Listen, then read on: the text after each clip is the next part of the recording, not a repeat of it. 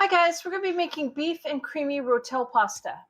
Cook 12 ounces of large elbow macaroni following package directions and then drain right before using.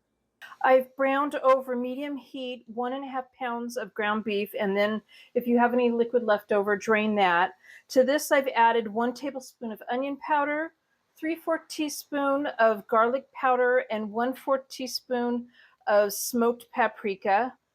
1 teaspoon of salt and 1 teaspoon of black pepper and 1/2 teaspoon of salt. 1/8 teaspoon of crushed red pepper flakes, and you can leave that out if you want to. We're going to stir this around and let it cook up for just a couple minutes. I'm adding a 14.5 ounce can of diced tomatoes. This is Mexican style, so it has jalapenos and peppers and spices in it, along with the juice that's in the can.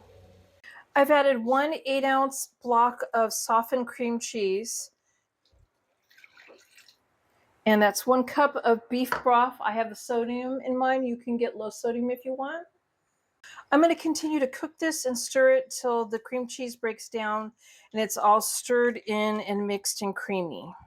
And I'm going to do this over medium heat. I've added in my pasta now, and I'm going to go ahead and add in 1 cup of Colby Jack cheese.